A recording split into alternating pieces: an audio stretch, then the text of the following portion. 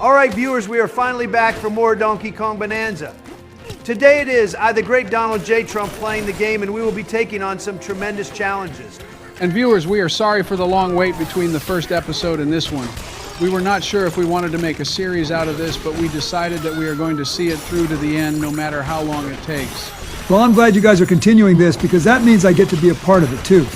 And it looks like you guys already got the Kong Bonanza and are smashing your way through Void Kong's goons. Yeah, Bill, last time it was I who got us the Kong Bonanza.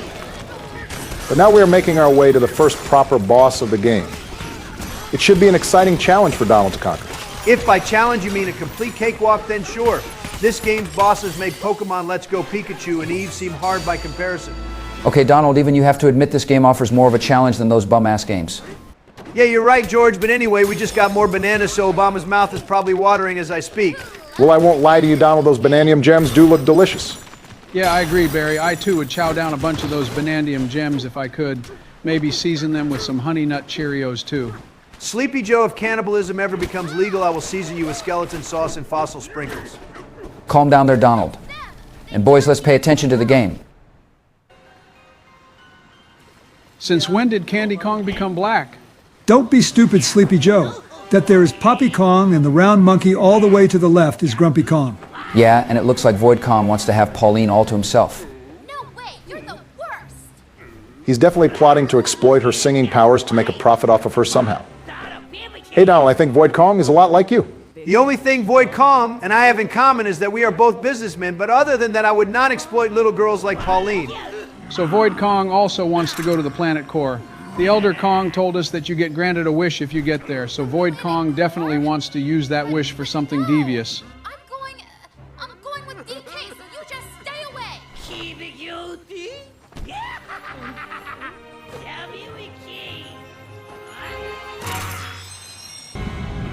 Well, boys, let's prepare ourselves for the fight of our lives against this Grumpy Kong fella. This Grumpy Kong fella doesn't seem all too bad. Maybe he would be willing to listen to reason and join us for our 8 rewatch of the Peppa Pig show.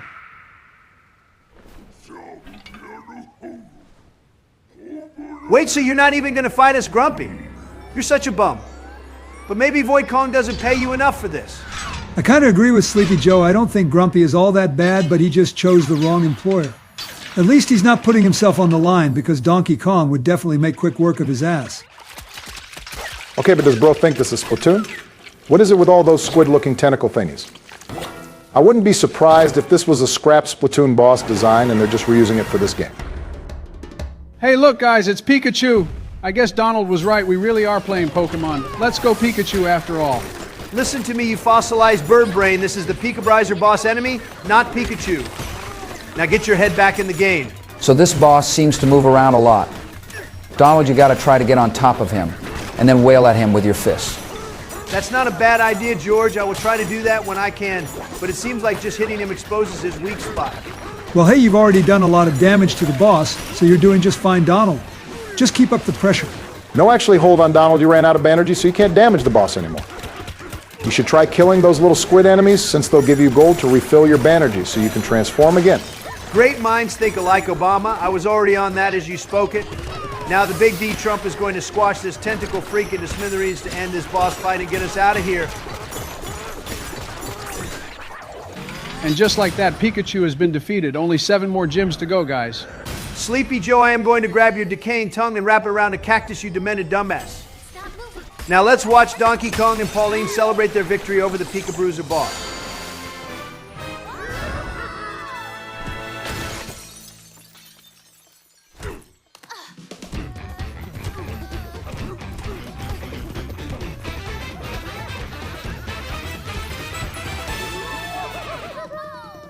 For being the first world of the game, I have to admit this was pretty amazing.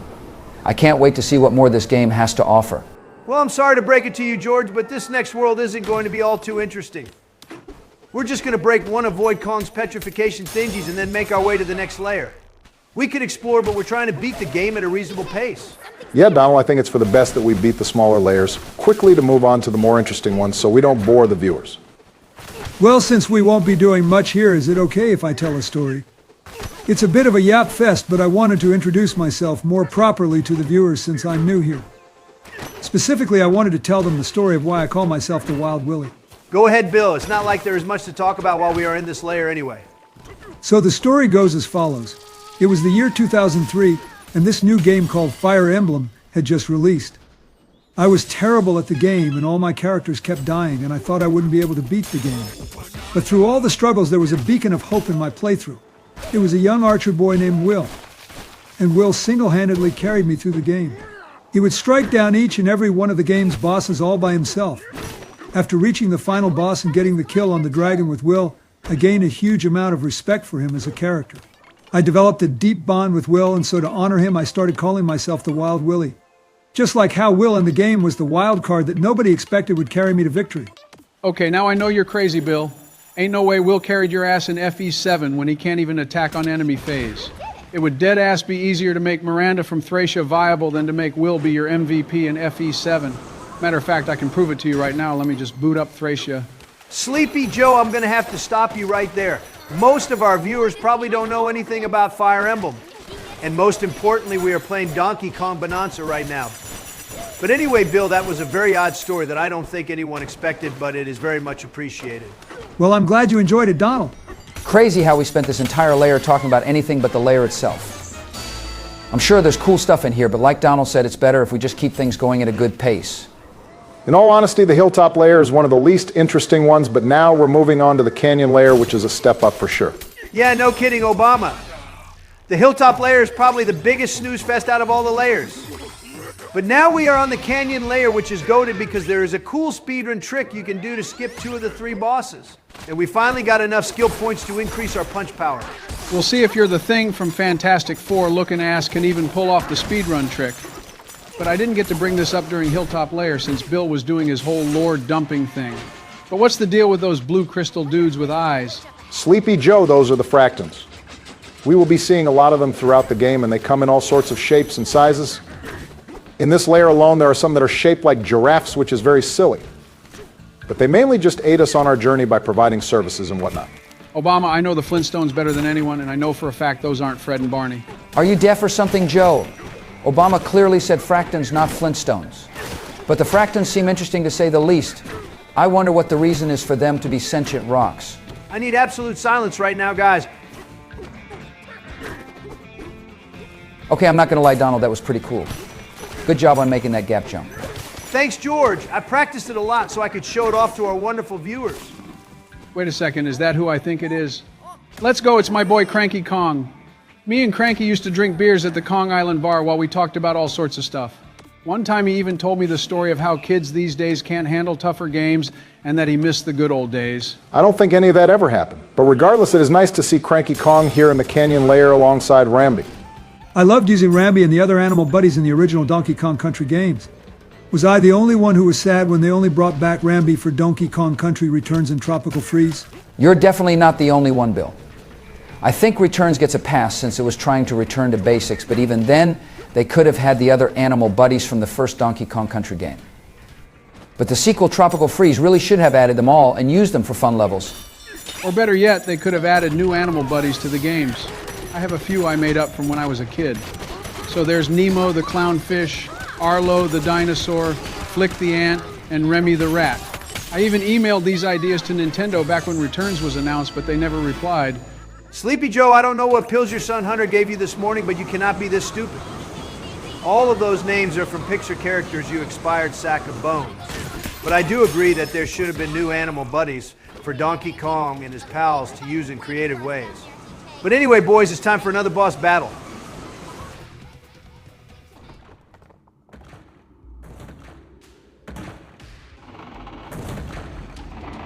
Oh boy, this boss sure does have nice feet, that's for sure. What in the actual hell, Sleepy Joe? Are you really going to compliment this clanker-looking ass boss? Barry, you know me, I'm a feet connoisseur. I know all things feet, especially clanker feet. I appreciate all sort of feet from Goombas to giant robots like this Stompenclomper fellow over here. You know what, Joe? I really don't care anymore. You can appreciate feet all you want, as long as you keep it to fictional creatures only. But anyway, boys, this boss is even easier than the last one we fought, so this should only take a few seconds. Whoa, Donald, watch out. Looks like the boss has a second phase. Second phase my ass, Bill. Stompenclomper doesn't stand a chance against the might of the big D-Trump. I think it's less about you, Donald, and more the fact that Donkey Kong is an absolute menace. He just clobbered that clanker harder than the Dallas Cowboys from Texas would have. I can easily beat Donkey Kong in a one-on-one fight, but whatever you say, George. Anyway, Stompenclomper is defeated, which means we get to move on to the next layer, boys. Maybe in Punch-Out for the Wii you could do that, Donald, but other than that, you're getting smoked by Donkey Kong. Well, just like that, my friends, we have conquered another layer. Now let's watch DK and Pauline celebrate.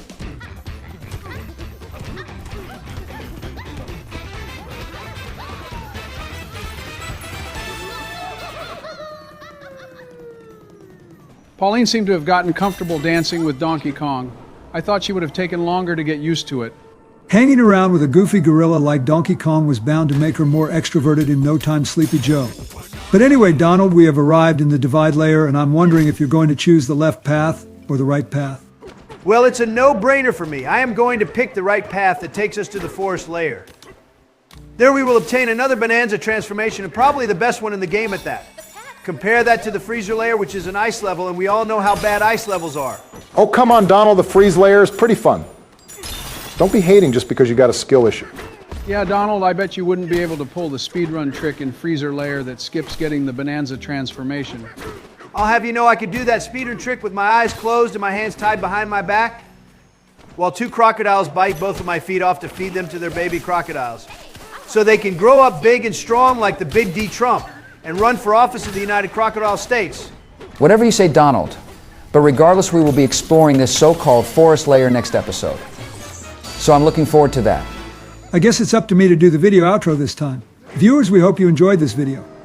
We are very close to 1,000 subscribers, and we are very grateful for your continuous support. Have yourself a good one, and may God bless you all.